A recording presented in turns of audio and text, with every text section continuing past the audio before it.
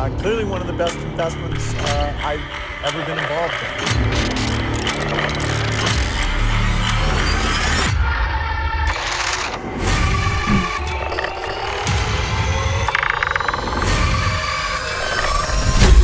in. Just get the damn vaccine.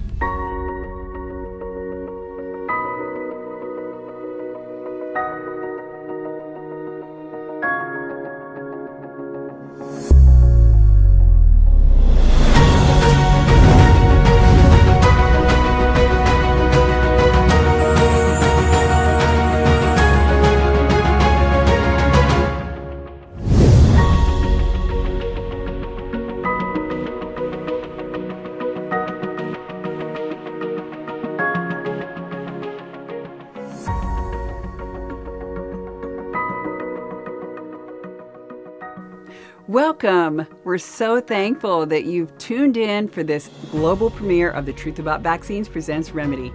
I'm Charlene Bollinger, and this is my husband, Ty, and we're your hosts. You may recognize us from previous docuseries that we produced in the past. The past few years have been crazy, haven't they? Like being on a roller coaster at times, not knowing when you're going to be dropped down the next steep hill of government tyranny and mask or vaccine mandates. Millions of people have been injured from vaccines. Not even the CDC disagrees with this assertion. They openly publish vaccine injuries on their VAERS database, which is on their own website. We'll talk about VAERS in a while, but first of all, why did we produce Remedy? Honestly, this is the documentary we had to create because what we really need today are answers and remedies to the problems created by some medical interventions like vaccines, as well as solutions to the myriad of other problems created by the medical system, Big Pharma, and the government. So over the next 8 days, we're going to cover as many alternatives as we can fit into the 8 episodes. So put on your seatbelt and get ready. Just so you can know what to expect, each episode will focus on different vaccines, and each episode will contain different remedies. And keep in mind that the recurring theme of this docuseries when it comes to a tyrannical government or an overarching dictator figure who attempts to coerce you into violating your conscience or your bodily integrity is just say no. With all the insanity happening across the globe, what the world needs today is hope, and that's what we're here to give you in Remedy. But before we give you answers to the problems, and before we can counter the lies with the truth, let's take a trip to the past and learn a bit about history to understand why this documentary is needed, shall we? If we look back in history, we'll see that people like the Italian astronomer and physicist Galileo, he was convicted in 1633 for publishing his evidence that supported Copernican theory, or the sun-centered theory, that says the Earth actually revolves around the sun, which we know it does. Galileo was mocked and he was called a heretic for his anti-scientific views, and he was sentenced to house arrest, where he remained for the rest of his life. And he was excommunicated from the Catholic Church. He was later proven to be telling the truth. Throughout history, the truth tellers of science were actually the ones who were mocked or called quacks or ostracized from society. And they turned out to be the ones that simply had the courage to tell the truth, as we are telling it now. The vaccine industry is a criminal cartel. Their products don't work as they claim. They're not as safe as they claim, and they harm and kill millions of people every year all around the world. Vaccinology is an interesting word. I do believe it applies because that's what it is. It implies that you are all in or all out. You are part of the group or you're not. It's a multi-generational indoctrination of safe and effective, and this is what we do, and we just inject our children because we have to give them this shot so they will not contract these particular infections. And to me, it's more like a cult. And when meaning a cult, that either you go along with the program or you're excommunicated from the program. This is the schedule. This is how we give it. And you have to give them all at the same time, or we're going to call it vaccine hesitancy, and that you're refusing vaccination, and that you're being a difficult patient. And if you don't do it all at the same time, we're going to discharge you from our practice. That's a cult. If you look at the definition of a cult, you look at, you need full adherence to an ideology in a cult, aggressive adherence, It's an us versus them mentality.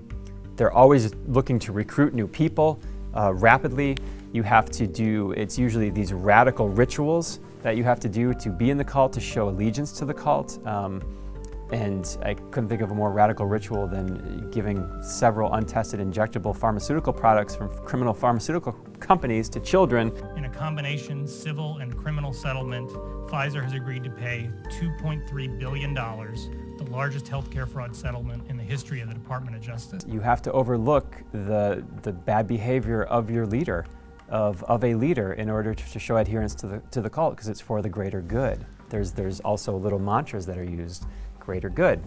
We have to start doing things for the greater good of society. See that its benefits outweigh the risk of this cult. You see people that believe one thing or will say one thing one day and then change that the next day. That's called gaslighting, and we saw plenty of that during COVID-19. That's also a very prominent profile of a cult, is a constant gaslighting of people to tell them what truth is. Gaslighting. Now, that's exactly what's been happening with vaccines, isn't it? If we look at recent history, those of us, including world-renowned scientists and virologists, who warned about the potential adverse effects from the COVID-19 injections, we were called conspiracy theorists, and we were slandered and maligned. We were censored, kicked off social media, we had YouTube accounts deleted, and we were viciously attacked by the mainstream media attack dogs. We have now been proven correct. Myocarditis and other heart issues are exploding. Cancer is rampant. Sudden deaths are happening every day, but the mainstream media is censoring these stories. I'm disturbed that the multiple press stories are trying to grasp at straws, anything that they think they can associate with sudden death, to distract Americans away from the real cause of sudden death, which is COVID-19 vaccination. Despite the mainstream media's efforts to distract and obfuscate the truth, blaming the deaths and the heart attacks and the strokes on solar storms and breathing too much and eating too many eggs and daylight savings time and even video games, everybody knows that the vaccine is devastating and the injuries being caused by these vaccines are real. The truth is that the BBC and other trusted news initiative outlets are responsible for the millions of excess deaths caused by the COVID-19 injections. In the USA alone in 2021, nearly 700,000 excess deaths occurred. That might have been prevented if it weren't for censorship by the mainstream media. By the end of 2022, that figure had ballooned to 1.25 million excess deaths. Sadly, but quite clearly, the purpose behind this ministry of truth is to keep a lid on the spread of life-saving knowledge online. All information must first pass through the censorship filters established by the mainstream media before it reaches your eyes and ears. This is a coordinated effort between Big Pharma, the media, and the medical establishment to make sure that you only have access to their version of the truth, which is, in fact, a lie. Modern medicine really functions like a mafia, and they've bought off most of the mainstream media. How many programs have you seen that say sponsored by Pfizer, brought to you by Pfizer? Programs about COVID, about vaccines, about health and medicine in general. So much of it is paid for by Pfizer. Well, these media companies are just taking money to push propaganda that benefits the bottom line of Pfizer. This is payola. It's illegal in most industries. It should be illegal in media and pharma. And yet somehow this is tolerated. It's just straight up bribery, it's kickbacks, it's fraud. These are falsehoods that the media are pushing about these vaccines and their safety or efficacy profiles. In any other industry, the FTC would crack down on this and say, no, you're committing fraud. You're lying to the public and you're getting paid to do it. That's bribery and fraud. These are felony crimes that are being carried out every day by the media, the big pharma cartels, and the regulators in government. They are a criminal operation. They know exactly what they're doing. And they won't stop unless we bring them to justice through the courts. Mike's absolutely right. Bring them to justice in the courts. That's why we are suing the Trusted News Initiative. And we will win because they blatantly tried to silence our voices by creating a news cartel. The Trusted News Initiative was launched originally by BBC, the British Broadcasting Company, which itself has ties with the British intelligence agencies. And the BBC brought together a lot of the legacy news organizations, including the Washington Post, Reuters, AP, Associated Press, and then the social media giants like Microsoft, Google, YouTube, Facebook, Instagram, Twitter, all of those groups, and they agreed on harmonize their reporting about the pandemic and about other issues, including issues that were related to the US election, like the Hunter Biden laptop. They agreed to not allow reporting that legitimized dissenting opinions, like anything about COVID had to be consistent with what WHO and CDC's policies were. And they made a secret agreement. They all met. We believe that it violated the antitrust laws as well as the First Amendment. They agreed not only to censor the news themselves, but to deplatform any rival news organization that tried to report dissenting opinions. They made this deal with the social media platforms that if any of those rival news organizations printed or published information that was contrary to official protocols, for example, testimony by doctors that they were treating patients successfully with ivermectin and hydroxychloroquine, testimony of mothers who lost children to vaccines, testimony of individuals who were injured by vaccines, testimony of people who said that the vaccines would not prevent transmission, information that made it look like the virus may have been bioengineered or that it may have come from the Wuhan lab. That was all forbidden information. And if a rival news organization printed that information, that rival news organization would be throttled or deplatformed or shadow banned on the social media sites. Their role is to speak truth to power. But that's not what they were doing. They were doing the opposite of that. They were broadcasting propaganda of the powerful and crushing the little guy and the dissenting voices who tried to voice a different version that was inconsistent with official proclamations and orthodoxies. Scientists and experts were effectively silenced, and any research or findings that didn't align with the official narrative on COVID-19 was dismissed as fake news and conspiracy theory. Meanwhile, Big Pharma and those atop the medical profession and their cronies in the mainstream media lied over and over and over to the people about the COVID-19 injections. The lies that are permeated by the medical profession and the pharmaceutical industry and our federal health agencies around the entire world are gross, disgusting, and evil, in my opinion. And so I have been hell-bent since they killed my father-in-law. You took somebody I loved, it's now time to expose all of your damn lies as much as possible. So I will sit here. I don't care how uncomfortable it makes medical doctors. I don't care how uncomfortable the things I show, declare, that are published, that I review. It doesn't matter.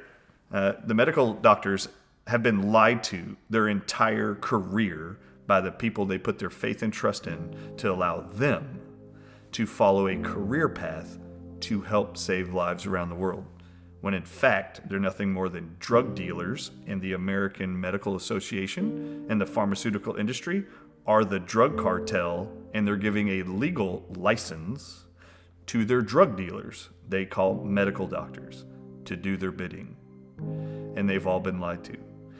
Many have become awakened to the lies and frauds of their industry, but it's not enough of them. The majority of them are completely oblivious that they are being bought, they have been sold, and they are agents of the largest drug cartel in the world, which is the pharmaceutical industry. The most common cause of bankruptcy in the United States is medical problems. So that is insane. It's all designed by the cartel to extract as much money from the population as possible, and they do it primarily through the drug companies. These are the companies that gave us the opioid crisis, which is killing 110,000 Americans every year, twice as many people who were killed in the entire 20-year Vietnam War. These are our children that are being killed by this industry, and the industry worked in tandem with corrupt federal regulators to tell doctors that these kind of oxycodone was safe and effective and it was not addictive. Everybody knew it was addictive. And yet when FDA says it's safe and effective and not addictive, for some reason, American physicians put aside their own judgment and started prescribing it and created this extraordinary problem. How is it that these pharmaceutical companies can continue to make money hand over fist with different medications that they market now, but it's not working? There's an assault right now going on by the pharmaceutical industry worldwide.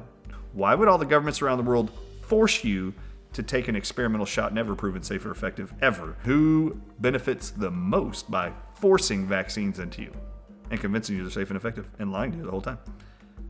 The pharmaceutical industry does.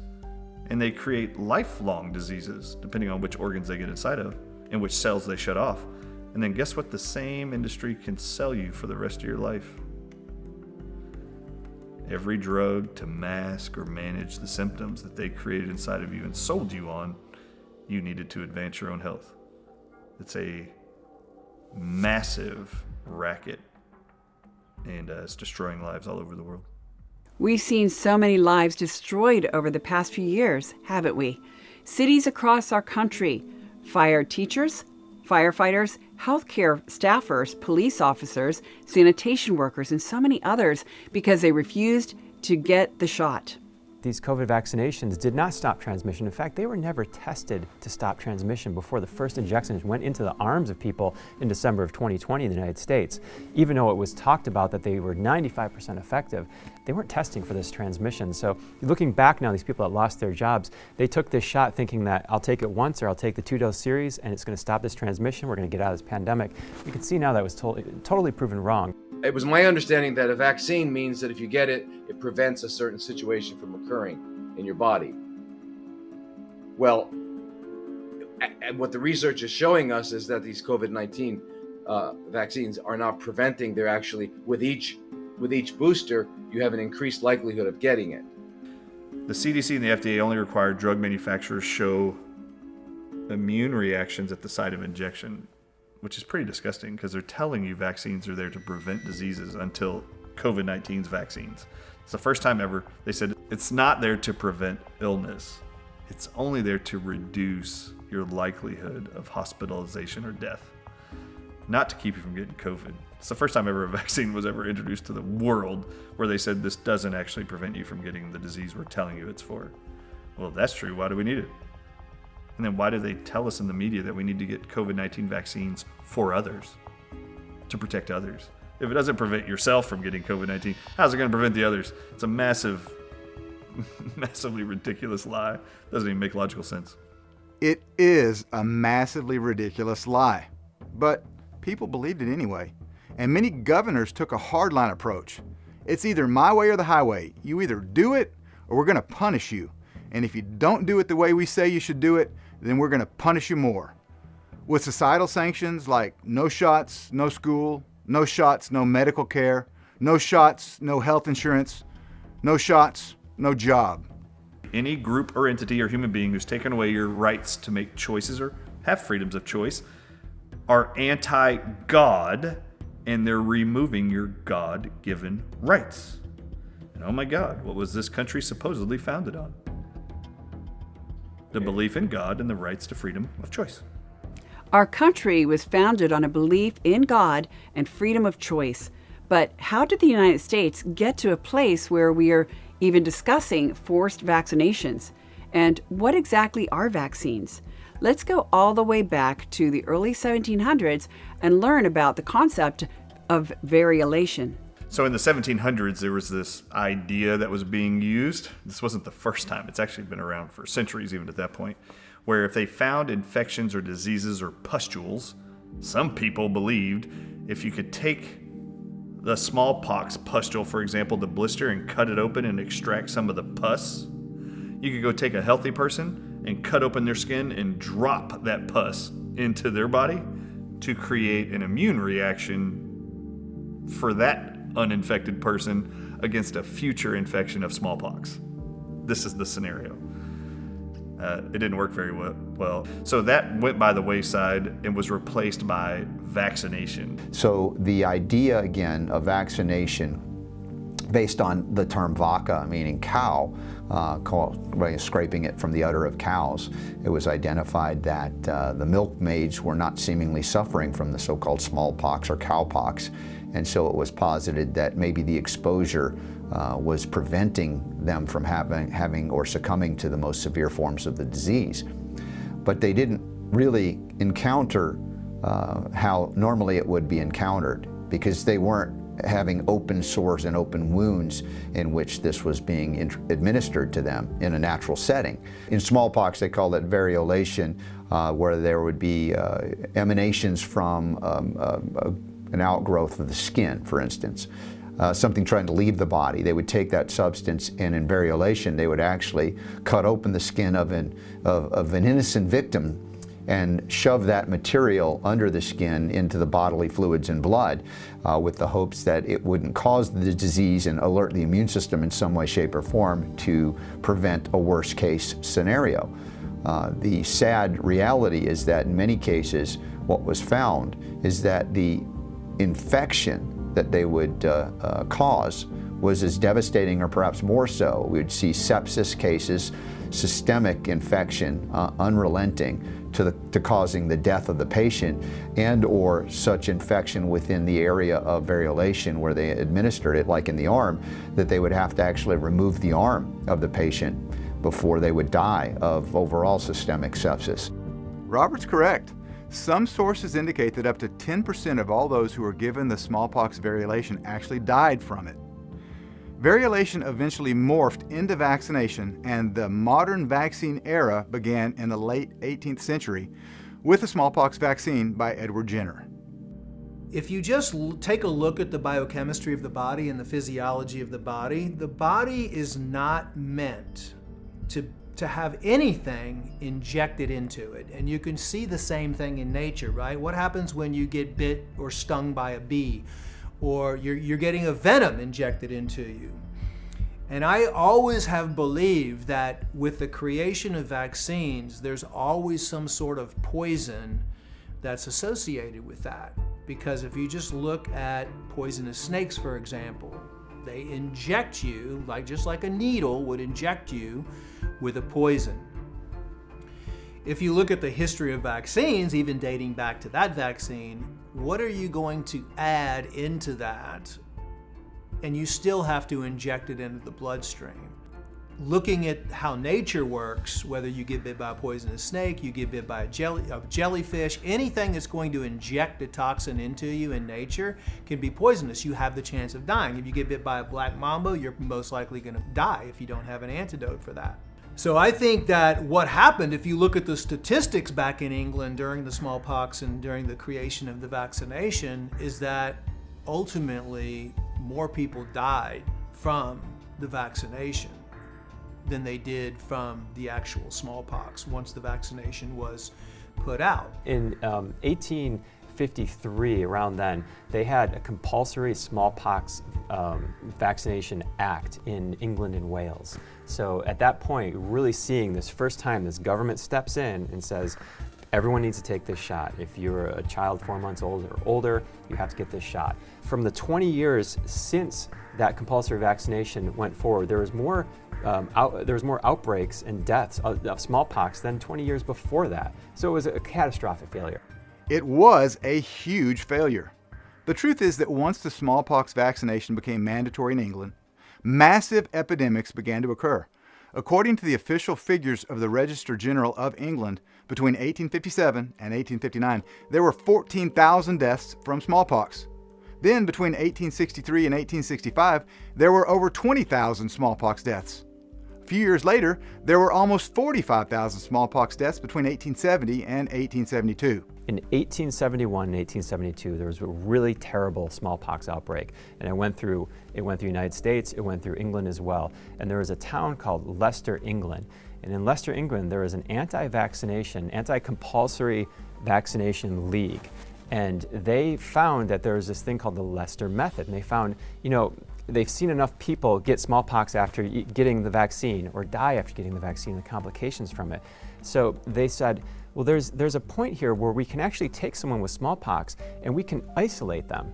We can quarantine them. Because again, think about that. Don't think about the lockdowns here in the US or in other countries or China during COVID. Think about, at that time, people were packed into houses. You had kids, 5, 6, 7 kids sleeping in one bedroom or the size of one bedroom with the whole family there. So you have one person with smallpox, outbreak happens very quickly. So they said, let's just take that person and isolate them. Let's have specific locations, hospitals or whatever, we'll isolate those people. And it was working. And people were saying, I think I'm gonna do that instead of take that shot. And by 1871, in the middle of this outbreak, we had over 1,000 parents that were refusing to get their kids compulsory vaccinations. And a lot of them decided to go to jail instead of taking the fine, just as a point of protest. 1885 happens, you have the largest, it's called anti-compulsory vaccination protest, really in the world. The world's ever seen in Leicester, England. And by 1898, they had to change that bill. So that Compulsory Vaccination Act that came through in 1853, they had to change that bill to allow for conscientious and philosophical exemptions, basically, for these kids.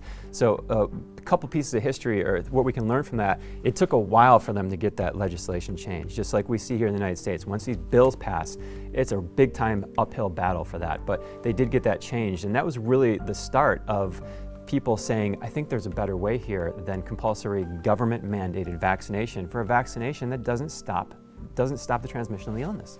It's interesting because if the smallpox vaccine was put out today, we would know pretty quick that it wasn't effective. The efficacy was not quite there, just like the COVID vaccine. Much like the COVID injections, as vaccination rates increased, so did the incidence of smallpox and deaths. But in Leicester, they refused the vaccine mandate and practiced isolation. And it worked. We should constantly be attempting to learn from history because there's usually a current day application. And the smallpox vaccine is no exception. Here's Dr. Edward Group with more. I think we should have learned a lot of lessons from that experience. We could have even gone this way, or we could have gone this way in the fork of the road with that smallpox European, with Edward Jenner creating the first vaccine. I think that was the start of where we are today. Unfortunately, we went the wrong way.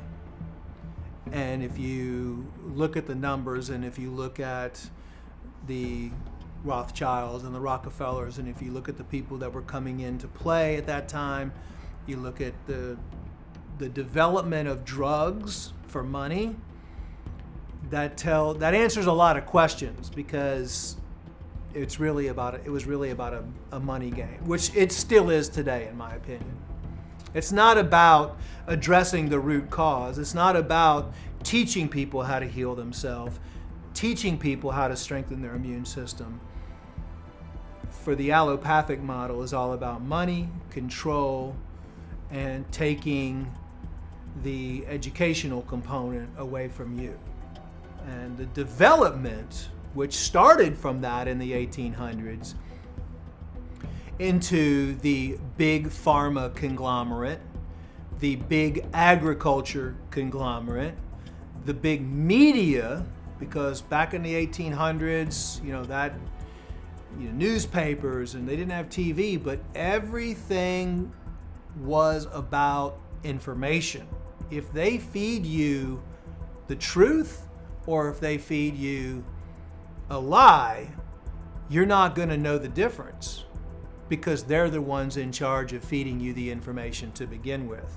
So you have big pharma, big media, big agriculture, big oil and gas, and big education. Now, big education was, let's teach it in the schools too.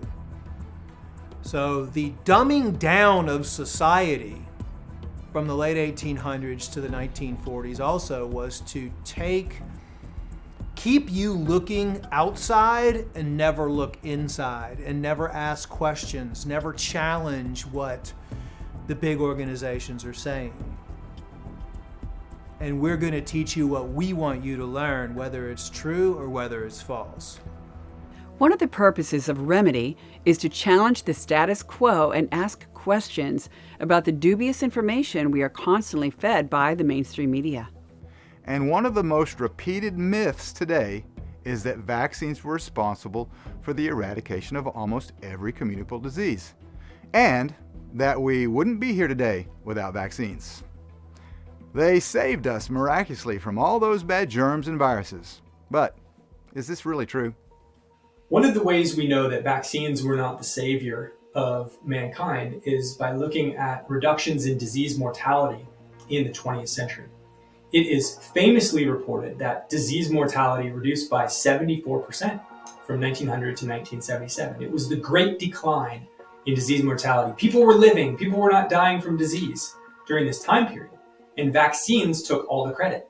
But there are 3 studies that expose that vaccines are only responsible for maybe about 1% of that credit.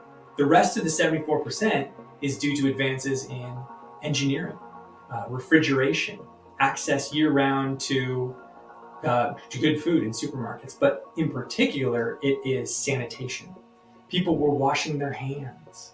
People had access to improved plumbing, and also especially engineers and architects and builders who decreased crowding in cities. That was major for the decline in disease mortality. So what we see for all of these diseases, such as measles, whooping cough, polio, scarlet fever, typhoid fever, tuberculosis, you see the reduction in disease mortality for all of them. But only some of them have vaccines. For example, scarlet fever, there's no vaccine for that. Yet it follows the exact same trend as other diseases for which there is a vaccine. And in many cases, such as measles, the vaccine was introduced only years later after the decline in mortality. For example, measles mortality declined massively in the 1940s and 1950s. It had basically reached zero. No one was dying from measles by the 1950s. Yet the vaccine was only introduced in the year 1963, 10 years later. Yet the vaccine claims all the credit. People were living in extremely crowded dwellings. People took their wastewater and basically dumped them into ditches in the streets, and those eventually made their way into the drinking water at that time because there wasn't much water filtration or anything like that. You're talking livestock were packed with people, butcher houses. Around 1850, 1860, we see the first kind of consciousness change around this, and it was a movement, a sanitation movement, if you will. They gave government the authority to build water sewage treatment, to basically make overcrowding illegal, things like that, to try to really up-level the human experience here. And so you're seeing, at that point, you're seeing this big shift in the way things started happening. By 1908, you're seeing this idea of water closets, which was an indoor bathroom with indoor plumbing. You're seeing the idea of chlorinated water, which is vastly different than fluoridated water. So they started chlorinating water. You have basically no more cholera outbreaks, which was a major killer at the time, typhoid, dysentery, all that stuff starts to go away just drastically. That was really the turning point when it comes to a lot of these big killer diseases that were monsters in the past. You started to see that really start to wind down.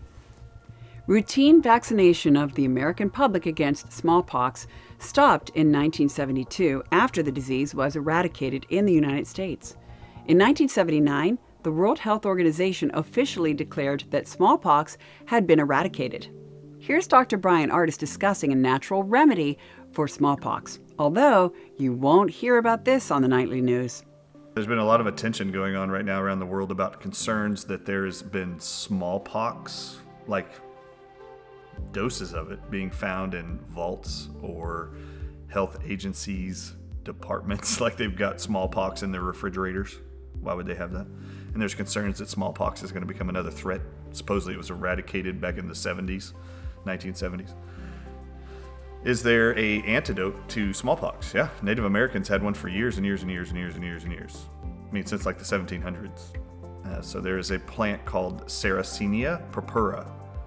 It's better known as the pitcher plant, but there's extracts of that are absolutely proven. Not by Native Americans even though they utilized it to do that. But there are individuals at the University of Arizona who have confirmed in the last several years, just in the last couple of years, that the pitcher plant, this Sarracenia purpura extract, completely inhibits smallpox viral replication. That's published. That's not a theory or a conspiracy. No one has to worry about smallpox. There's always been a plant-proven antidote for smallpox.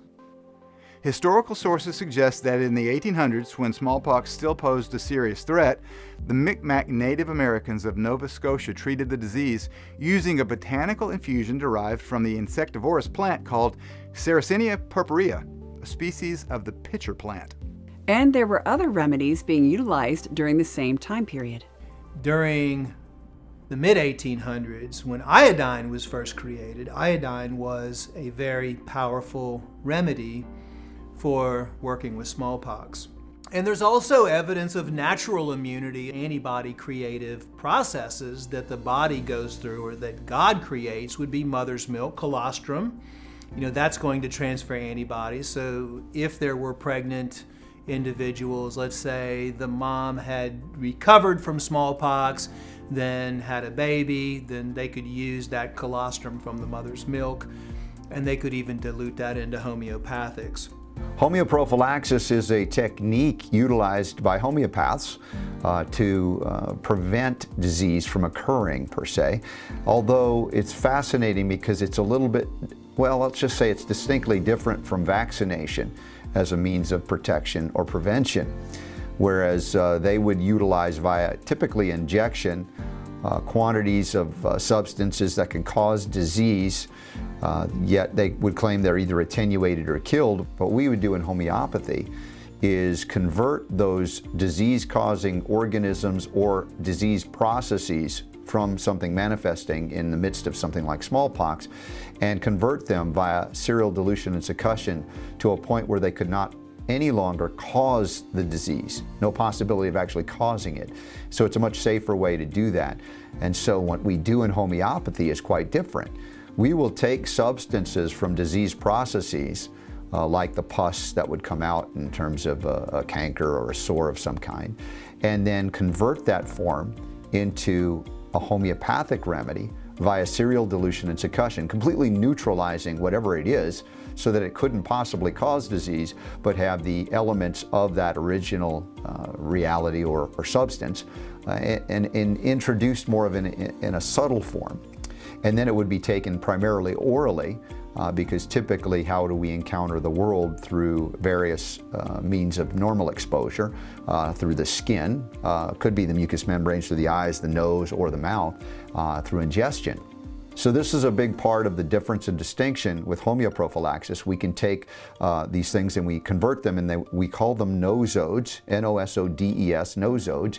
And there are nosodes for any and every disease or disease process you can imagine, whether it be smallpox, diphtheria, tetanus, polio, measles, mumps, rubella, pertussis, influenza, meningitis.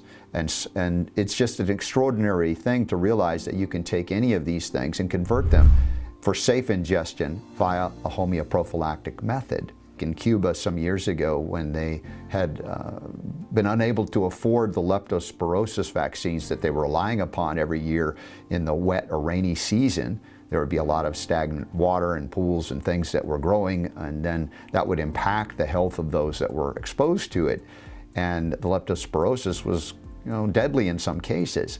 And so when they could not access the vaccinations, they found that for pennies on the dollar, they could afford the homeopathic version of leptospirosis, and they applied it. And not only did the result of the homeoprophylaxis, in that case almost nationwide in Cuba, result in far fewer cases, but it also resulted in far fewer deaths. And that extended not just 1 year, but into 2 years.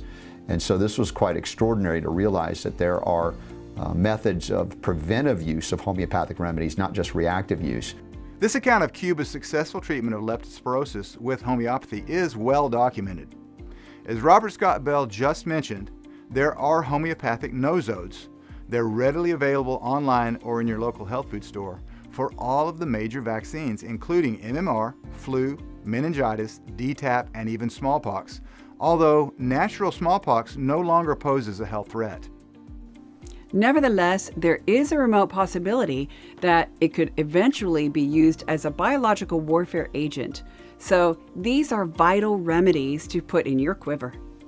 And that's why we created Remedy, because you deserve the truth, and you deserve answers and solutions.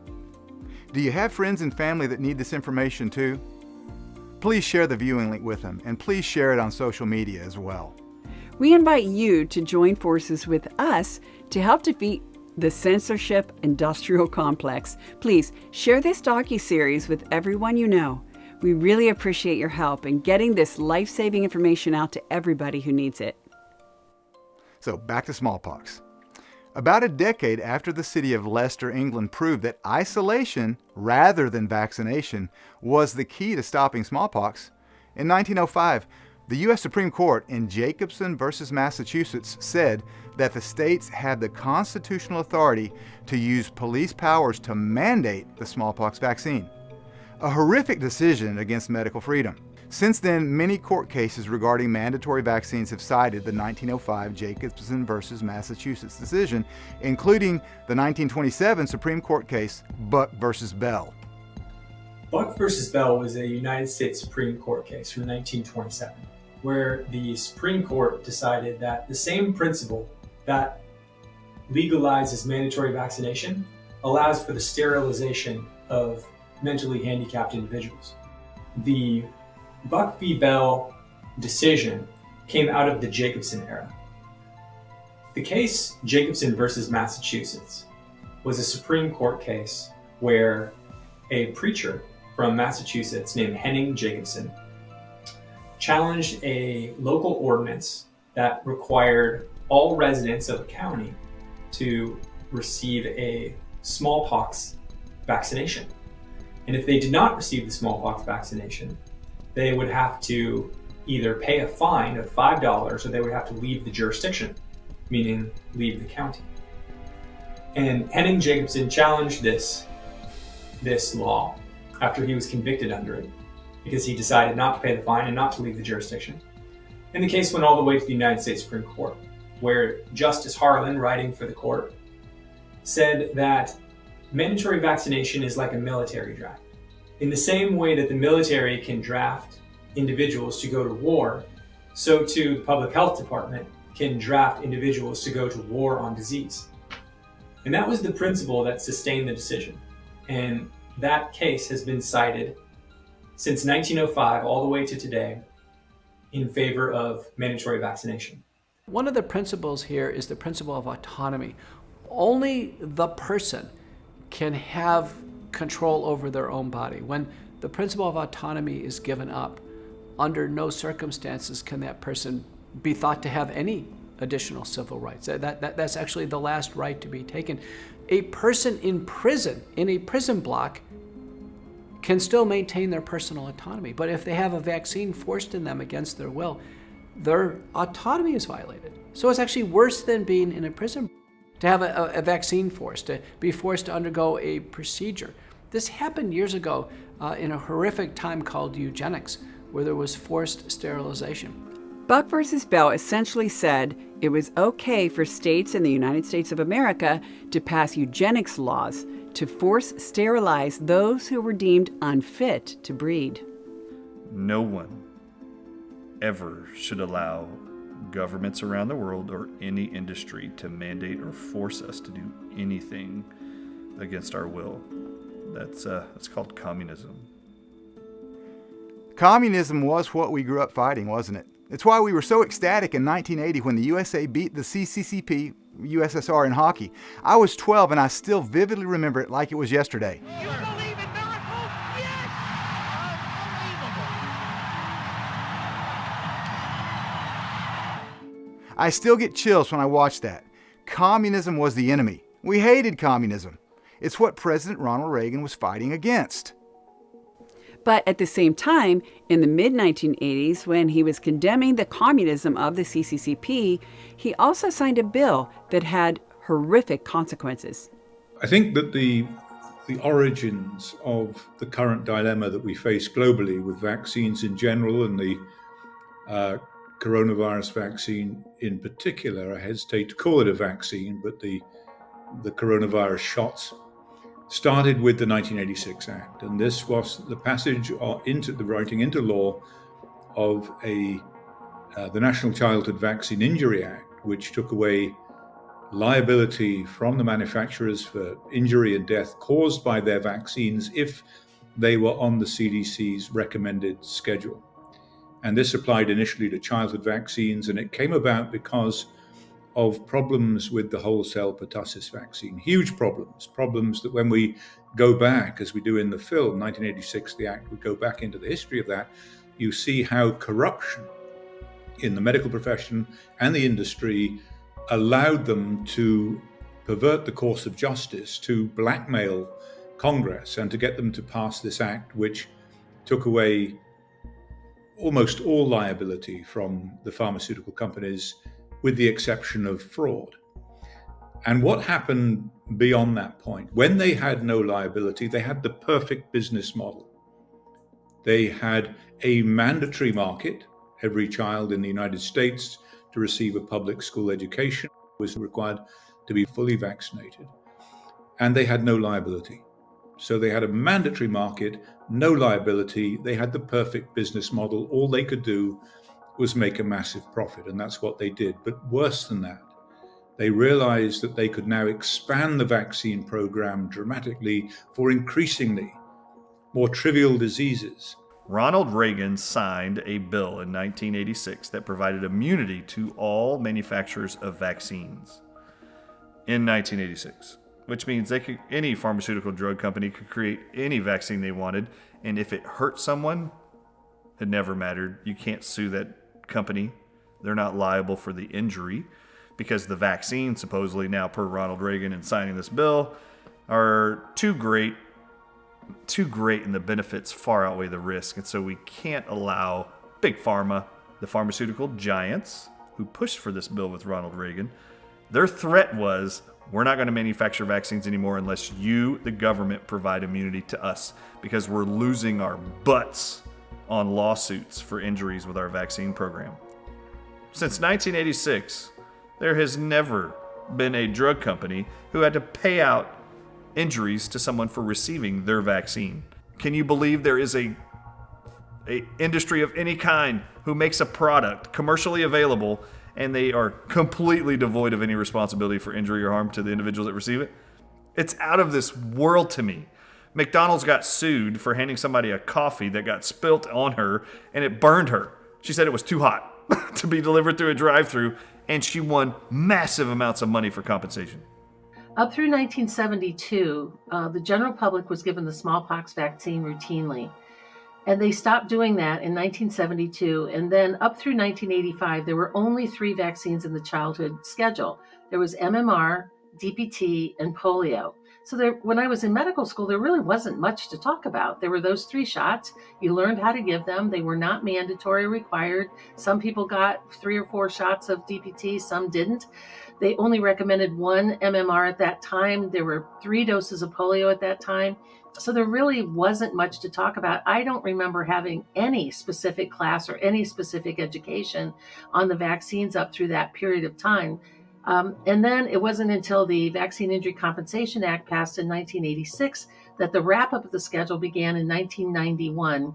And from there, now today, children get 16 or 17 doses of vaccine, depending on how you count them, and up to 72 different vaccines by the time they're 18 years of age. The Vaccine Act was passed in 86. It gave immunity from liability to the vaccine companies. There was then a gold rush by the vaccine companies to add new vaccines to the schedule. Each new vaccine can guarantee that company up to $1 billion a year without any advertising or marketing costs, because the vaccines are mandated for 76 million children by the government. They can save money on safety studies because it's the only medical product that doesn't have to do relicensing safety trials. That's hundreds of millions of dollars in savings potentially. And they save money also on downstream liabilities because they're immune from liability. So these products are just like printing money. So there was a gold rush to add new ones. By 1989, the vaccine schedule had exploded. The vaccine schedule ramped up dramatically, and that made them very, very wealthy, very powerful. They came to control the media. They came to control the medical profession, medical training, the medical societies, such as the American Academy of Pediatrics. They came to own doctors. They came to own medical schools. They came to own everything. They bought politicians. They bought people within the regulatory agencies like the FDA and the CDC. They bought influence, and they were very successful at doing it. And that made them even more powerful. And so we now face a situation, catastrophic situation, with the COVID shots, where once again they put it onto the childhood vaccine schedule of recommended vaccines, so that those vaccines are now exempt from liability for death and injury, even though they are entirely experimental, entirely new forms of genetic manipulation, in effect. And those who are injured really are going to have a terrible time proving liability, proving fraud, getting any kind of compensation. And this is extremely important to know, is that the Act put the burden, the onus upon the patient, the injured person, to prove that it was the vaccine, not the other way around. Not the industry had to prove that the vaccine did not cause it, that the vaccine was safe. The burden of proof was now upon the injured party. How can they do that? If you're a person who is not trained in science, you don't have a laboratory, you don't have a training in epidemiology or reading scientific papers, you're not well. You've fallen ill as a consequence. You're struggling to just stay alive and to live from day to day. How can you possibly win against the might of the pharmaceutical industry, backed by the government? You can't. And so it is iniquitous and in a very, very dangerous situation in which we find ourselves. Shockingly, since the 1986 Act, almost $5 billion have been paid out to the families of vaccine-damaged children. But the money did not come from the vaccine manufacturers, since they have immunity. That's right. The money actually came from the Vaccine Injury Trust Fund, also known as the VICP, Vaccine Injury Compensation Program, which is funded by a 75 cents per dose excise tax that is collected on every vaccine that's sold and given to children and adults in the United States. And get this, the plaintiff, in other words, the injured family, files a claim against the Secretary of the Department of Health and Human Services in the U.S. Court of Federal Claims, seeking compensation from the Vaccine Injury Trust Fund. And the United States Department of Justice actually gets involved, and a court-appointed special master decides whether or not to compensate the plaintiff, the injured family. The fact that there is a Vaccine Injury Trust Fund proves that vaccines can injure, and they are not safe. Since 1986, the CDC has been legally obligated to conduct safety studies and issue a safety report on children's vaccines every 2 years. In 2018, it was determined they had never done this. 7 years prior, in 2011, there was a landmark Supreme Court case with a shocking ruling about the safety of vaccines. 2011, the pharmaceutical attorneys in this Supreme Court case, they even pitch drug companies cannot be held liable for vaccine injuries because vaccines by nature are unavoidably unsafe. Really? Then why in the world are we giving those to people? And if it's unavoidably unsafe as a technology, why are we making it required, or at least projecting a narrative that it's required that every child in America has to get all these vaccines that are deemed by the attorneys representing the pharmaceutical industry to the Supreme Court, vaccines are unavoidably unsafe? If that's the case, why are we requiring all children to receive them before they go to our federally funded and tax-backed public health school or public school systems? Why are we doing that? It's ridiculous. They know it's unavoidably unsafe, and they even use that as their argument to protect them from liability. At that time, with the law, it said if you could make vaccines safer, if it was a design defect and you could make vaccines safer, and you didn't do so, then you're liable for everything. So in 2009, what we showed was we could no longer manufacture any vaccine in an animal or a human cell line, yeast, baculovirus, nothing. It was the fermentation. It was the monkey kidney cells. It was the dog cells. So the Bruchewitz decision by 11 So our paper was out almost 2 years, from October 8th, 2009. By October 11th, Tony Fauci knows he has a problem, and he knows we know it. And so that Bruchewitz decision just literally shut down design defect, because they said, oh, we can't make them any other way. Although vaccine injuries are extremely common, the reality is that other than general symptoms like redness at the site of injection, doctors are not really taught how to spot a vaccine adverse reaction. Doctors are not taught what a vaccine adverse reaction looks like. In fact, when a parent calls the doctor and says, my child was vaccinated, I can't wake him up, he'll only wake up to feed, he's sleeping for 2 days, the parent is told that's normal. And when the parent raises the question, could this have been from the vaccine? Meanwhile, the kid had never done that before. The doctor almost unanimously says, no, it's just a coincidence. That kid suffered brain damage. Sleeping for 2 days as an infant, not waking up other than to feed, that kid was brain damaged. Had brain inflammation. Not waking up for 2 days other than to feed is a neurological event. That's not normal. And that's from the injection of material into the brain. Something is happening to the brains of our children. Something is interfering with the normal neurosequencing of brain development. Because when babies are born, their brain is not developed.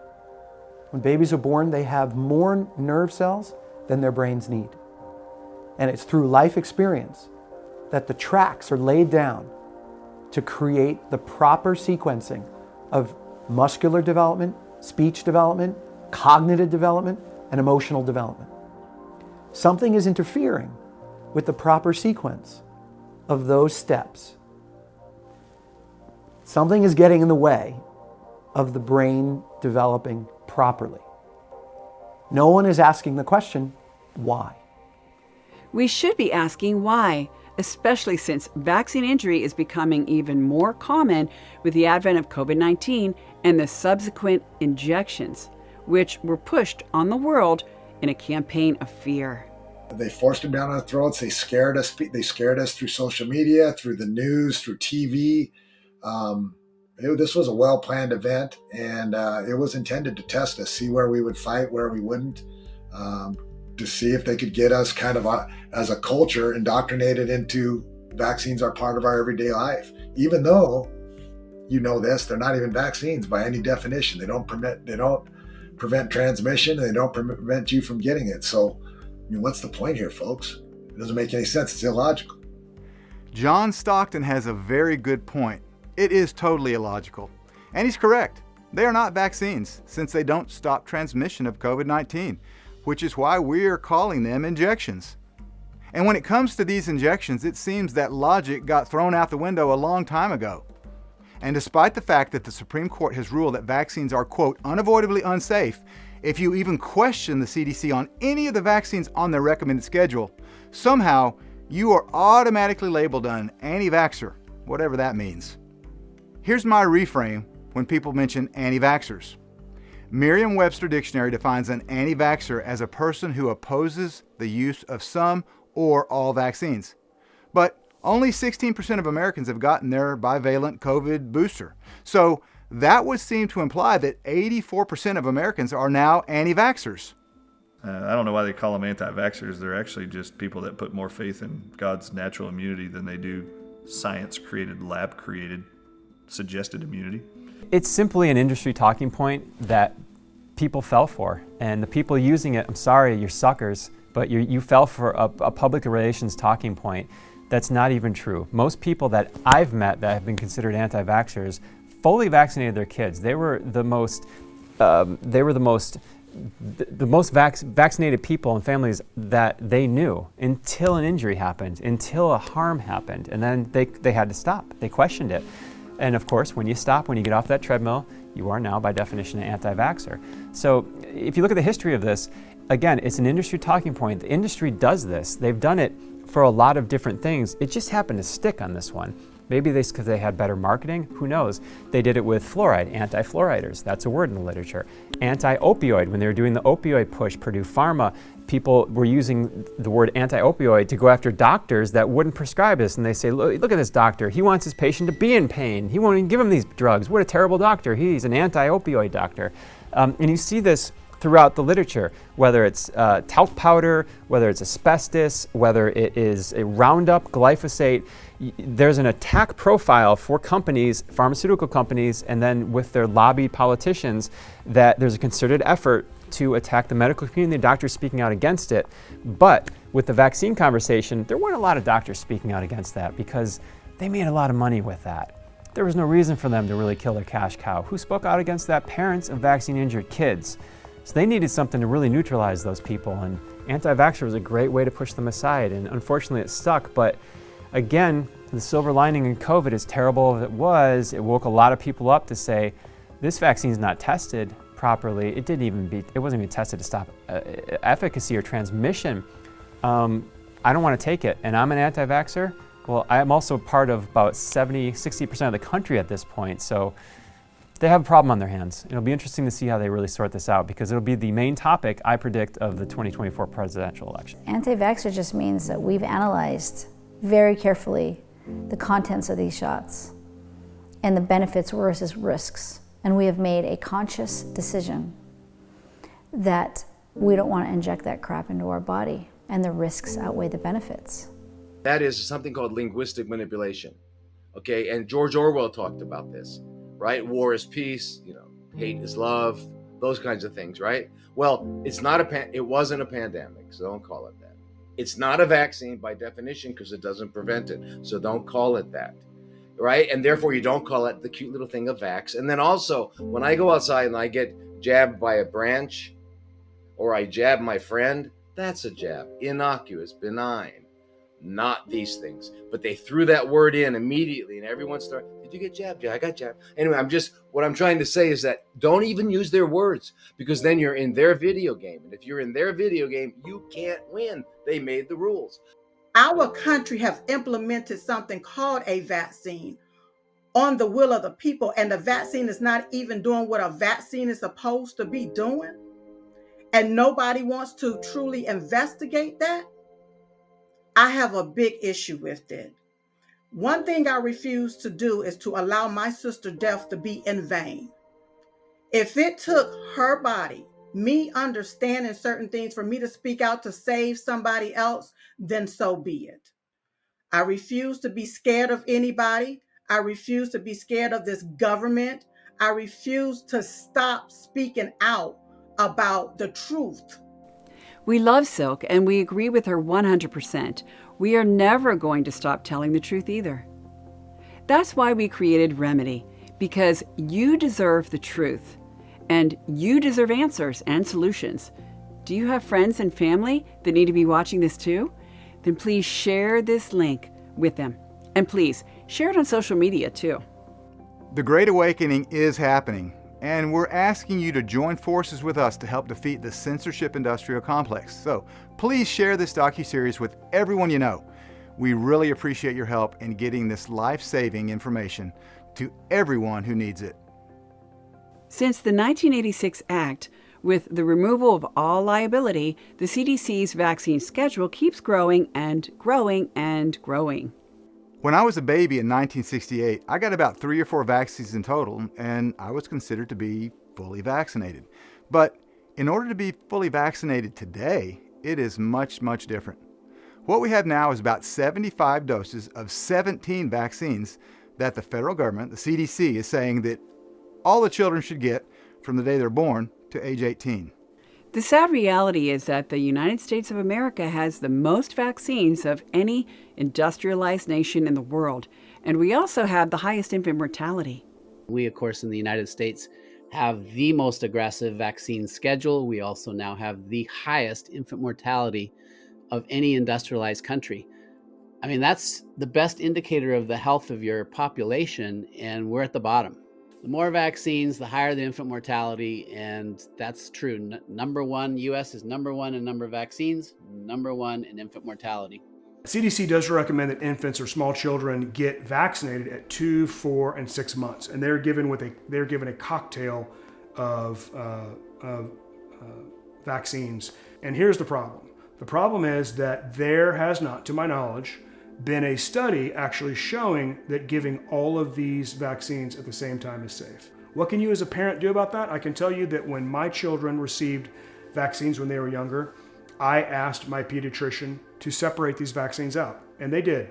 I don't know how happy they were about that, but they did do this. And so you can ask to spread these out. They do not all have to be given in one day.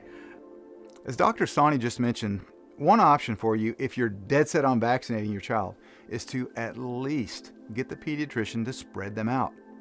Because in 2013, the Institute of Medicine, National Academy of Sciences, they issued a report that said that the CDC's current schedule has never been adequately studied for safety.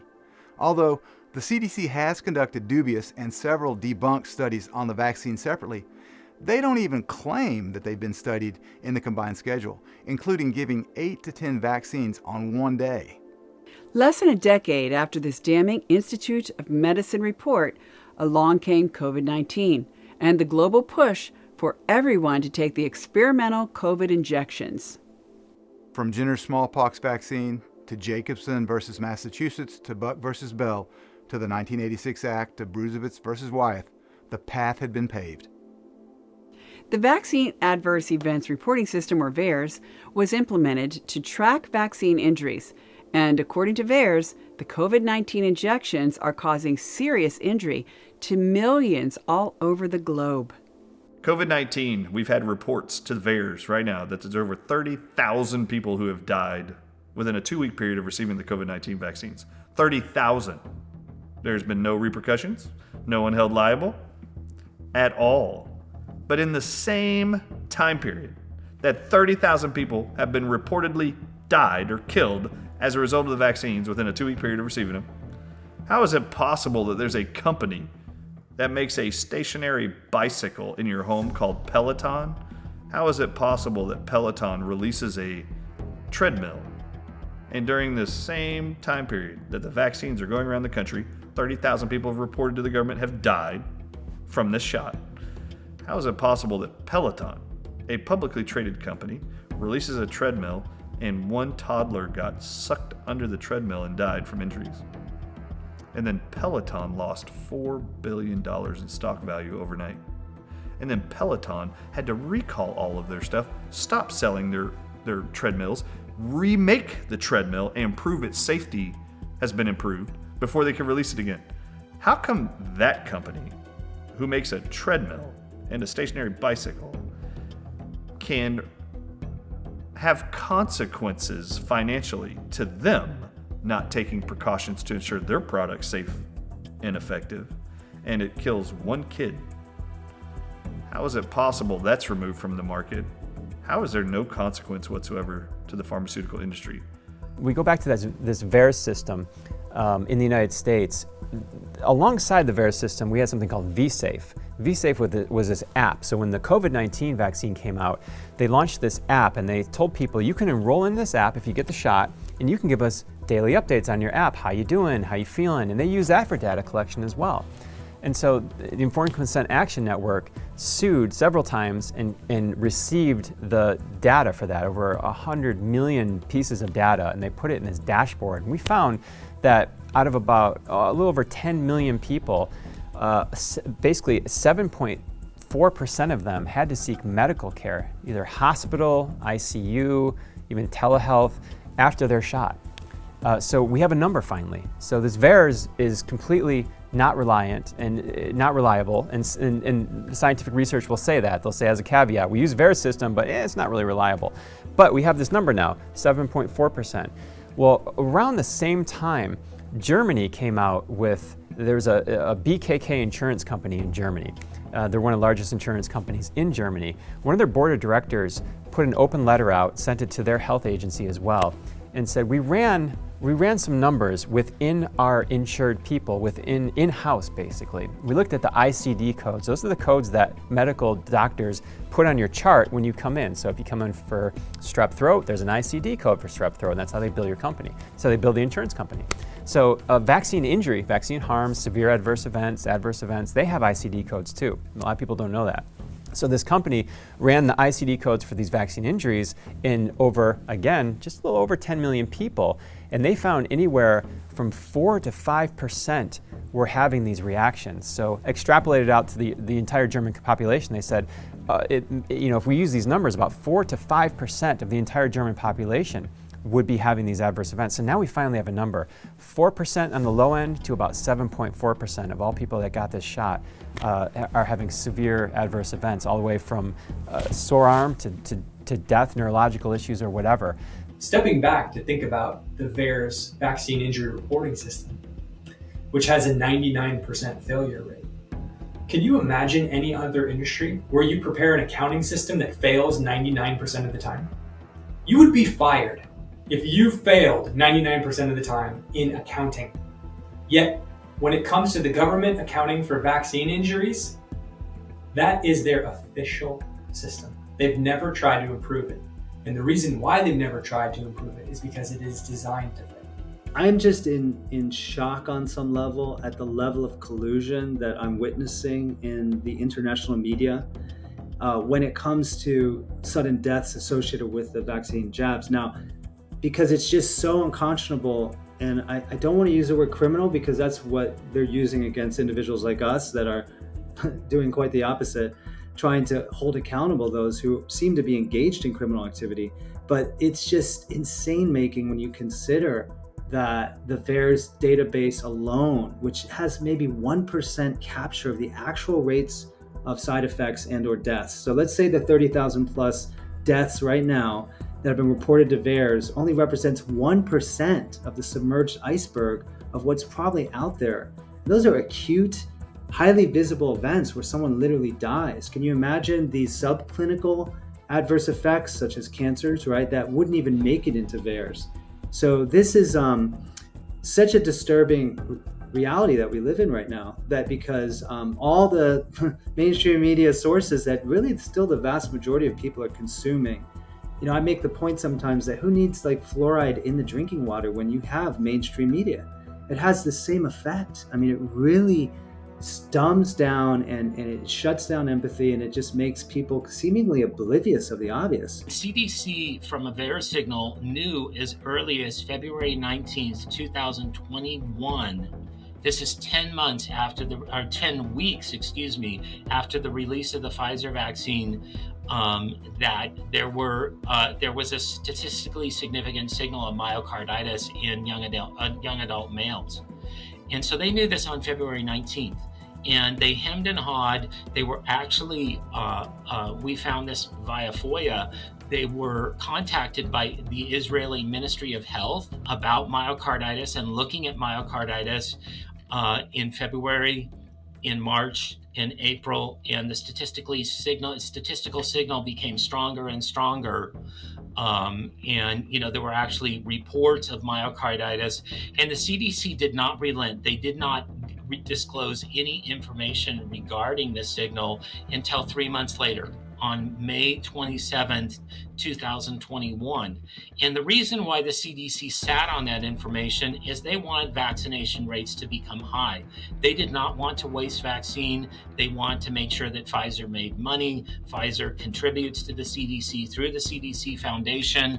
And so the vaccination rate from the time that the myocarditis signal was picked up in February until the CDC actually said something about it, the vaccination rate in the United States went from 8% to 50% of all adults. And so they put that 42% of individuals who got the vaccine, they put them in harm's way knowingly, just so they could increase the vaccination rate for, some artificial metric. And also, it was money and power. It was money and power, and they could not disclose those statistically significant signals because that would have curtailed the vaccination program and it would have caused vaccination rates to be lower. So the CDC has blood on their hands. How is it possible that they are allowed to own and receive royalties and revenues and commissions on the vaccines they're promoting? I would consider that, and so would everyone else in the entire world, a massive conflict of interest, and that should be removed from them. They have now become a vaccine pushing, vaccine lying about their data organization, and they should not be trusted. And while everyone was sleeping, focusing on the invasion of the southern border, the Ukrainian conflict, and the bank failures, the CDC recently added the COVID-19 injection to the recommended schedule. According to the CDC, your 6-month-old baby needs these COVID mRNA injections, which have never been tested for safety in infants. And as we previously mentioned, neither has the entire CDC schedule. When I was born, I can tell you that there were 3 shots, 3 vaccines covering 5 different illnesses.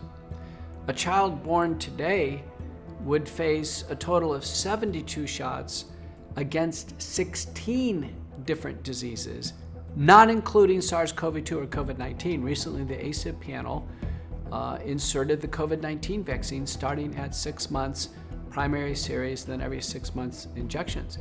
This now means a child today would face nearly 100 injections over the course of childhood life. That is unimaginable that the human body could manage that many different types of antigens, ranging from live attenuated, killed, antigen, and now genetic-based vaccines. I can tell you as a doctor, it's gone way too far. I can provide no assurances that this hyper-vaccination orthodoxy is safe for children, nor can I provide any assurances that it has any long-term safety, and I'm greatly concerned. When I was a kid, we went to see our doctor. We only went to see our doctor when we were sick. If we had a bad flu and a high fever, or if we needed stitches, But today's kids go regularly to a physician's office on, I think, 10 separate wellness visits. And that creates foot traffic in those offices. Each office visit, there's a charge for, and then there's bonuses that come from administering the vaccine, up to 9 vaccines at a time in each of those visits, and there's bonuses attached to all of them. If you're going to the pediatrician for what is called a shot day, it's 2, 4, 6 months and 1 year. They're the pediatric routine checkups that were set up according to the insurance schedule. That what the insurance was willing to pay was for office visits at 2, 4, 6 months and 1 year. So the pediatric vaccine schedule was set up according to that, not according to when your child needs it or when your immune system has rebounded from the previous round of shots. It was just set up for doctor convenience and according to insurance. So I frequently recommend that parents look at what the schedule is. It's freely available. You can find it all over the internet. The CDC actually has some pretty nice colored posters that you can print out and you can see on any given office visit what shots you're going to get. Then the parents should look at the package inserts, because I can almost guarantee you your physician has not. And then you, the parent, memorize 1 or 2 or 3 ingredients inside a shot. And when you get in front of your pediatrician or your family doctor or your nurse practitioner to say, you're recommending that my child gets a DPT vaccine today. Can you tell me any ingredients that are in that DPT shot? And I can almost assure you they won't. And then you can say to them, well, I read the package insert and I saw that these 3 ingredients were in this shot. Will this be harmful to my child? My child has asthma and eczema. Is this a good thing to inject into their body? What if they have a reaction? You can't uninject it. You can't pretend that you didn't give it. And now that it's been injected, now what do I do if they have a reaction? And I think it's very important and empowering for parents to take that on the front load of that and to know what's in those shots for themselves, because I'm pretty sure the pediatricians or the nurse practitioners or people at the health clinics are not going to know, and they're not going to be able to answer those questions for you. Next time you're at the pediatrician, why don't you ask them about whether or not they are financially incentivized to make sure that their patients follow the entire CDC schedule? There's other things the parents should know about too, that your physician is getting paid bonuses, in many cases $400 per vaccine, to make sure your child gets that vaccine. And the parents ought to know that too. They ought to know that the insurance companies and the HMOs are giving these, Blue Cross Blue Shield, big financial incentives to your physician to inoculate you. For the pediatric childhood schedule, there is something called the Combo 10, that there are 10 different types of vaccines that children should get multiple doses of by the time they are 2 years of age. That's supported by a federal organization called Every Child by Two. And there was an incentive program by Blue Cross Blue Shield that said if 63% of the children in your practice had every dose of this Combo 10, every dose of these 10 vaccines by the time they were 2 years of age, that Blue Cross Blue Shield would give you a $400 per child bonus.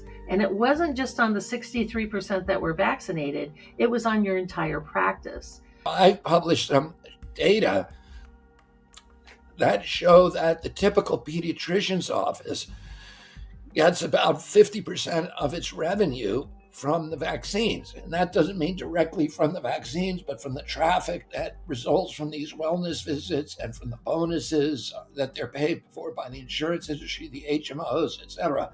So the pediatrician has a huge economic incentive to make sure that your child gets vaccinated. So you can imagine if you've got 1,000 or 2,000 or 3,000 children in your practice and it's a multi-pediatrician clinic, you can kind of do the math on what that incentive is to poison your children. In the late 1990s, less than a decade from when the CDC's vaccine ramp-up began, we know that the U.S. federal agencies began funding gain-of-function research. Research that's, by its very nature, designed to increase the ability of pathogens to infect and harm people. In 2019, one of those pathogens was released upon the world in Wuhan, China, in what many have called a bioweapon. The key to understanding COVID-19 is its spike protein, the very same spike protein now being created in millions of people after the COVID-19 shots are injected into them. These vaccines are nothing more than the genetic code of a COVID-19 bioweapon. The COVID shots are absolutely bioweapons. That's been proven by definition. It's been proven by what's in them. We now know that the Department of Defense was involved with Operation Warp Speed and responsible for the NIH moving forward. More and more is coming out all the time about why Pfizer and Moderna are saying we can't be sued. We delivered to the Department of Defense exactly what the U.S. government asked for. On the Moderna vaccine, NIH owns half of that vaccine patent and is making billions and billions of dollars on sales of that product.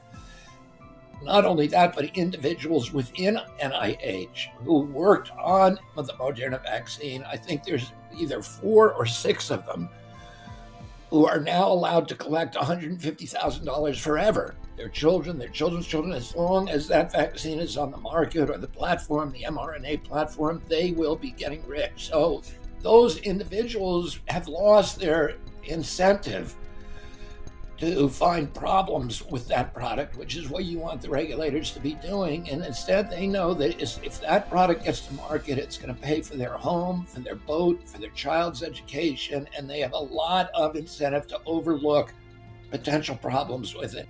These are travesties. These are deadly bioweapons that kill people. And now that we've seen the data, the raw data that Ed Dowd has put out in the Cause Unknown book that he has, the raw data, he's just a numbers guy. He's just looking at the numbers of all-cause mortality, the increased spike in total disabilities, the increased spike in people that have just been harmed. And we are going to be looking at harm from these shots for another decade, with the cardiovascular side effects, with the neurological complications, with the renal failure, with the autoimmune diseases. It's not going to go away. And each booster that somebody succumbs to, it's going to be even worse. And these are definitely bioweapons that are causing more death and carnage than anything that's been released on the planet, perhaps in the history of humanity. I believe that COVID-19 mRNA vaccines are, in fact, biological weapons, that they are designed to harm. They are designed to turn the human body into a walking bioweapons factory, to shed toxic particles onto other people and to sicken the people around them. I believe the vaccines are designed to actually promote the pandemic and cause hospitalizations and harm and infertility and spontaneous abortions as part of a scheme to suppress the human population and to make people as sick as possible and to destroy their immune systems, to make them vulnerable to the next bioweapon that is dropped on the population, which is coming, by the way. I believe that both COVID-19 and the COVID-19 mRNA jabs are both bioweapons. And it still amazes me that people will look me in the eye and say, no, it came from a bat from the market. I think the vaccines and the COVID jab are an example of bioweapons ultimately. Multiple studies show with each and every injection of the COVID-19 vaccine that clinical outcomes worsen. There's higher rates of hospitalization and death with COVID-19. A study from the Cleveland Clinic population showed with every single additional dose, there was actually higher rates of getting COVID infection and reinfection. So the vaccines backfire. The vaccines backfire. Or are they actually doing what they were intended to do? Regardless of whether this was intentional or not, the truth is that there are remedies to help mitigate the damage that's being done. And that's what we're going to focus on for the remainder of this episode. And in each subsequent episode, we'll be sharing lots more unique remedies. So you don't want to miss any episodes. These remedies literally may save your life or the life of someone you love. Here's a good friend, Mike Adams, a health ranger.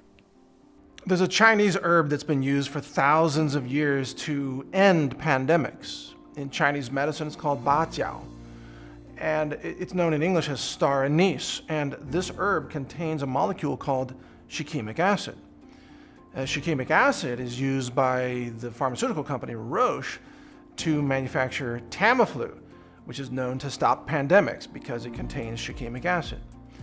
And there are a lot of other herbs that contain shikimic acid, including pine needles or fennel seeds, by the way. So why is this information being withheld from the public when we know that shikimic acid is used in the pharmaceutical that is used to stop viral epidemics, and we know that that same molecule comes from nature? In fact, Roche harvests pine needles to get the shikimic acid to make their drug. But then we're told by the powers that be, you can't talk about pine needles.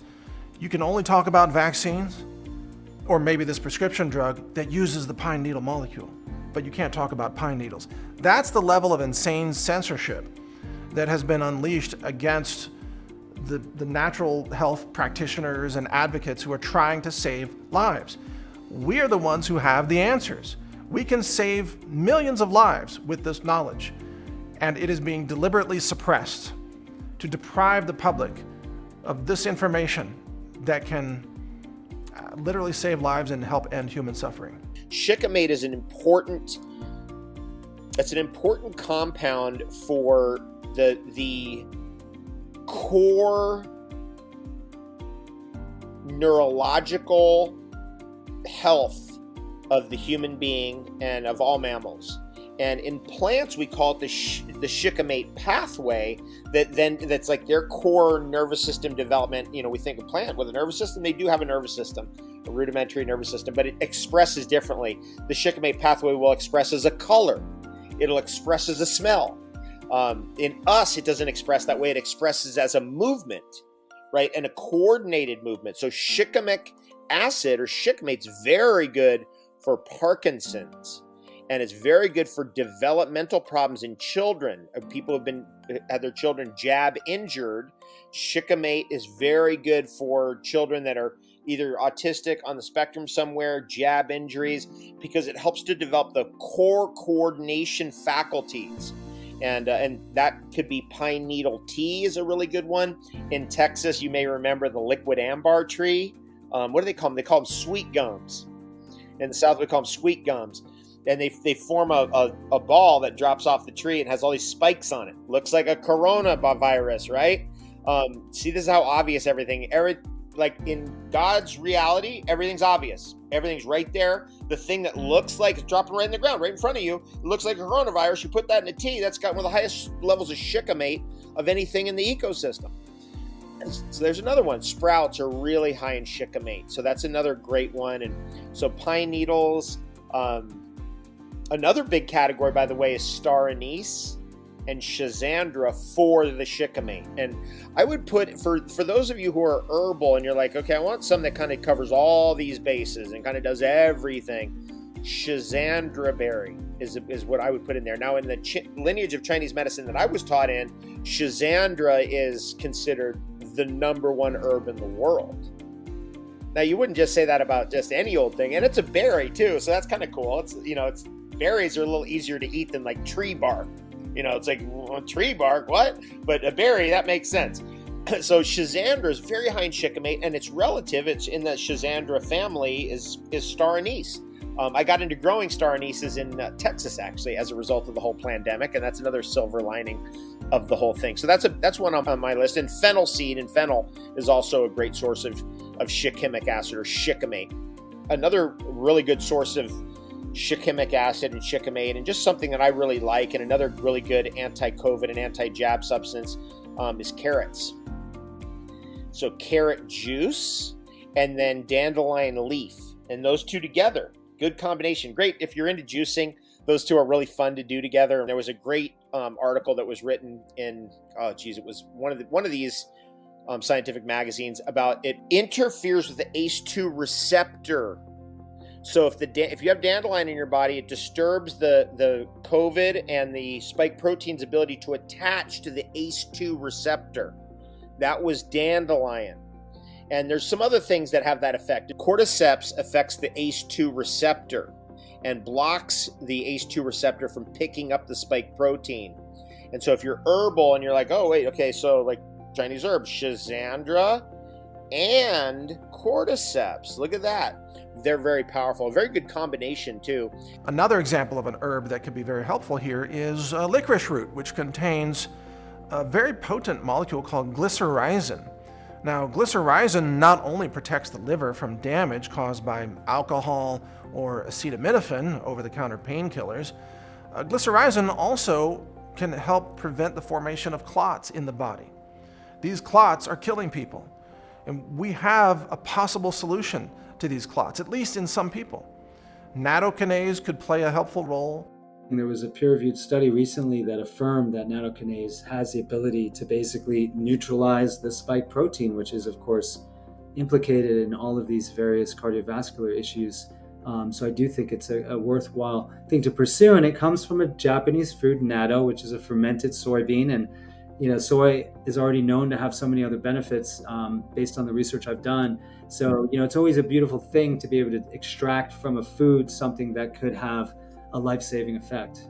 But again, the public is not allowed to know any of this, even though the science is already published on this.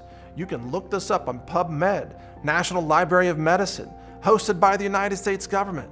The science is all there. You're just not supposed to know about it. My mom was a nurse, my sister was a nurse, and I pretty much trusted anything medical. And, we'd start our seasons and we'd take the flu shot and we would do, basically whatever they said. Yeah, let's just do it. Let's start the season. That's how our focus was. Over time, I ate cheeseburgers every day. And I still love cheeseburgers, by the way. But I have learned to eat better. And then you sit there and you go on a regimen where you improve your vegetables. You start eating a lot of vegetables and you find out over time that, glyphosate and other chemicals and pesticides in the vegetables, if you put that in a big smoothie, now you're getting a concentrated version of those chemicals. So even eating vegetables doesn't just kind of save you, and you have to look for organic. And there's some challenges to that, but at least you've got a chance to get good nutrient that where your body recognizes it as food and whatnot. Then I've also learned about supplementation. I know our this took many years of going through it and seeing what simple vitamin Z, vitamin D, minerals, essential fatty acids. Fat was just banned as I was growing. Nobody eats anything fat. And I think with all these products, no matter what you're eating, you've got to get the great raw materials. So if you're getting vitamin C from plants and you want to make sure they're highest quality organic plants, you want to make sure that they're not sprayed with glyphosate, amongst other things. So those raw materials are key to everything we're eating. And that's, again, taken a long time for me to understand that, but it's really obvious to me now. Nutrition is the answer to eliminating the need for dangerous vaccines that are killing and maiming children and adults all over the world right now. But of course, the vaccine industry doesn't manufacture nutritional supplements. They're not into nutrition. They can only sell you on their jabs. So they ignore nutrition. They don't want you to have any good nutrition. They just want to jab you and jab you and jab your children until you're so sickened that you need more jabs and more medications and more chemotherapy. It's a racket. It's a giant, corrupt, criminal system of keeping people sick in order to extract profits from their suffering. This is like a case of the emperor has no clothes. So we're watching the vaccine emperor and saying, whoa, the guy's naked. And the vaccine industry is saying, how dare you say that about the emperor? You should imagine these things are there and that they're working and that they're efficacious like all the other people are imagining it. And people like myself and others in this space, we refuse to bow down to the delusion. We say, no, the vaccine emperor is naked. The facade has been shattered. Yes, the vaccine facade has been shattered. People across the globe are waking up, and there's nothing they can do to stop us because we are the 99%, and they know it. Imagine there was an elephant, and you wanted the elephant to go up the hill, and it didn't want to go. You're going to have a problem. You're going to have to get a problem. I don't care. You got 50 people trying to push an elephant up the hill who sat down. That's what we are. We are the 99%. We are that elephant, and they can't push us up the hill unless we walk. I'm just saying. Say no to everything. We have to all have a great awakening. We have to have a great awakening. Then once you have that great awakening, you got to be able to walk through the fear of the unknown. You can't be scared of that.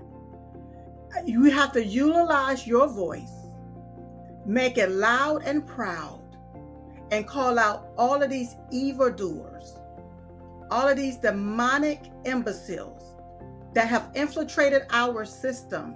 You can't be scared to call them out.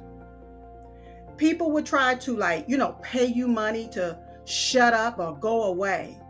But guess what? If you don't speak out about it, either way it goes, you're going to go away. Because what is their true intent? So I would like to say to everybody, you have a voice. Your voice is your power. Use it. That's what you're going to have to do. We have to come together collectively together.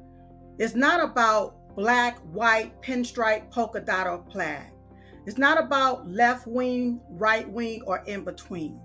It's about us being human beings, American citizens.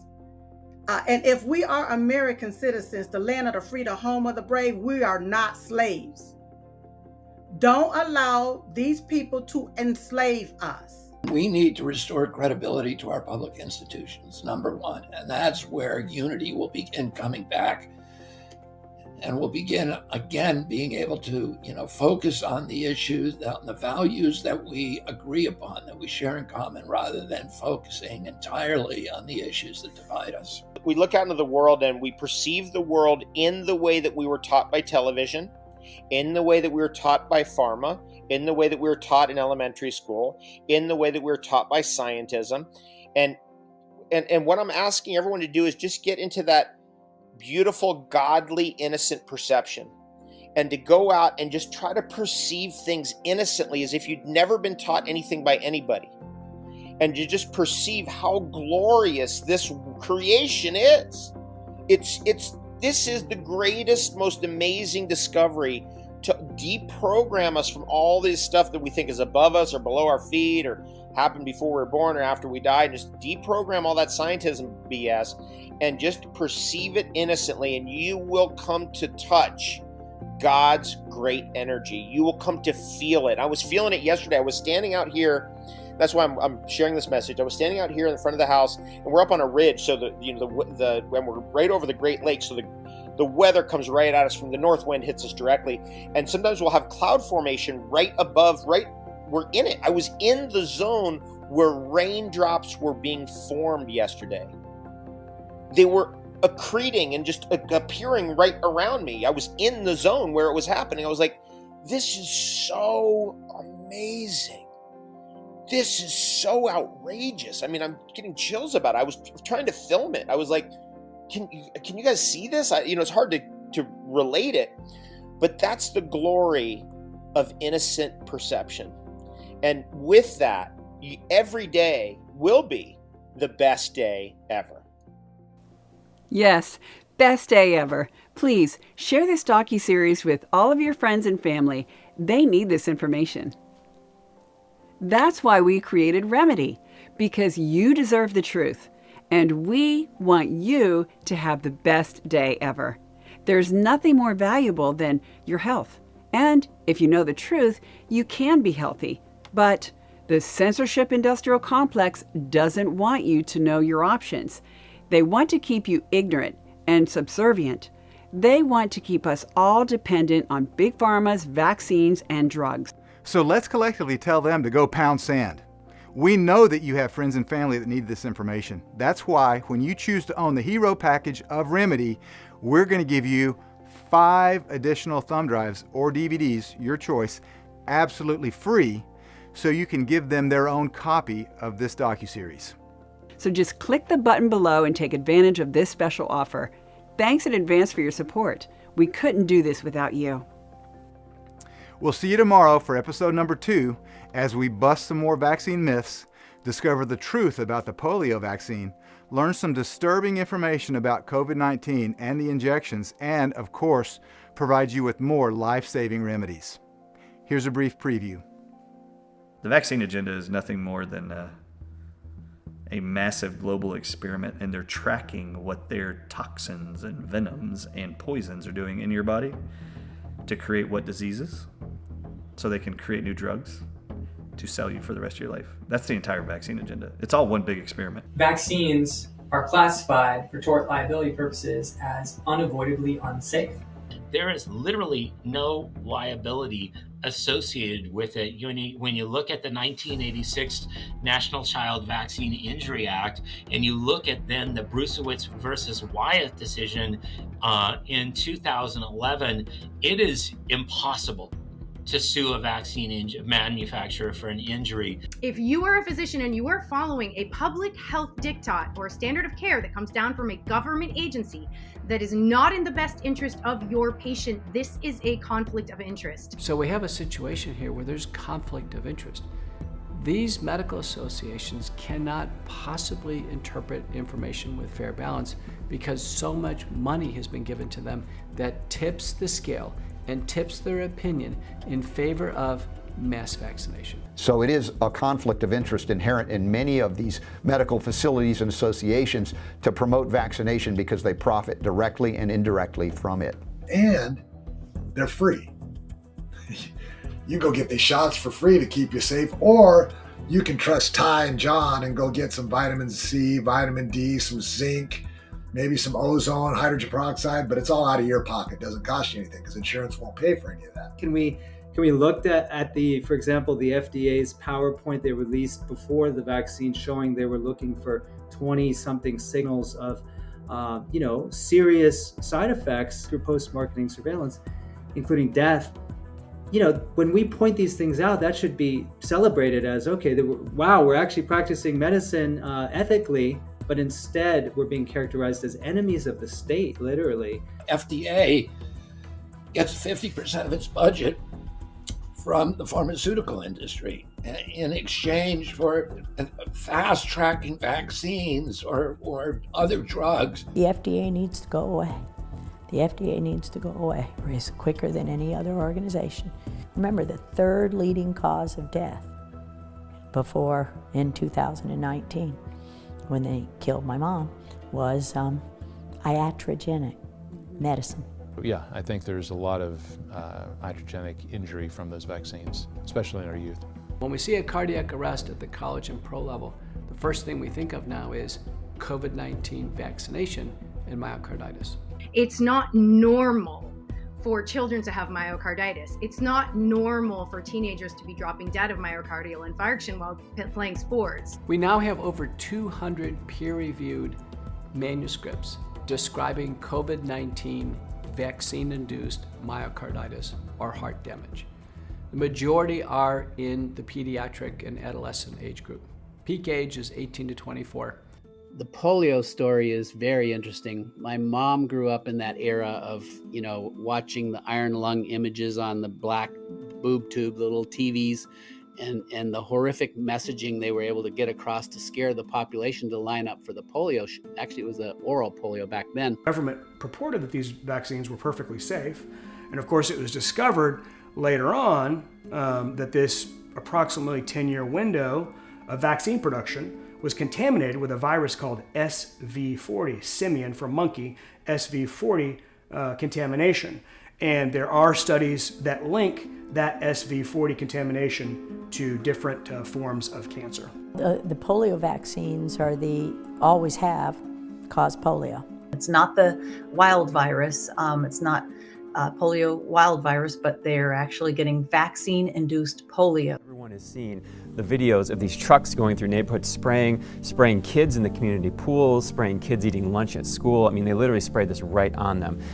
And the symptoms of DDT poisoning were identical to the symptoms of polio. Kids that had any symptoms from DDT spraying on them, they were immediately stamped as having polio. So after the polio vaccines came out, the CDC changed the definition of polio to make it appear that fewer people had polio. The year after India was declared polio-free, there were more than 50,000 cases of non-polio acute flaccid paralysis. The only substance that's been described to dissolve the spike protein is a Japanese discovery called nattokinase. And nattokinase is a fibrinolytic enzyme, a proteolytic enzyme produced by Bacillus subtilis natto. Natto stimulates plasminogen. So it breaks it down naturally. In other words, it stimulates the body to do it naturally. Now this is published. It's in the journal Molecules, September of 22, degradative effects of nattokinase on spike protein of SARS-2. Everything from vitamin D, vitamin C, all the way to hyperbaric oxygen treatment, nattokinase. Enzymes as a remedy is really important, and I really like serrapeptase and nattokinase and other enzymes, the normal enzymes, the proteolytic enzymes, the bromelain, which is a type of proteolytic enzyme. Things like papain and bromelain. Viruses are toxic proteins. Therefore, you have to enable your body to produce the proteolytic enzymes it needs to break those down, or you have to add proteolytic enzymes to your system. Ozonate, it's been turned from O2 to O3 and O4 and O5, O6, O7, O8, O9, O10, O11, O12, O13. And then that goes into olive oil, which sucks up the more aggressive O3, O4, O5, O6, but allows the O7 and above to come through so I can breathe it. For those people who think that we are losing and everything is in a state of despair and despondency, no. Be brave. Walk through the fear of the unknown and know that God's got this. God will prevail.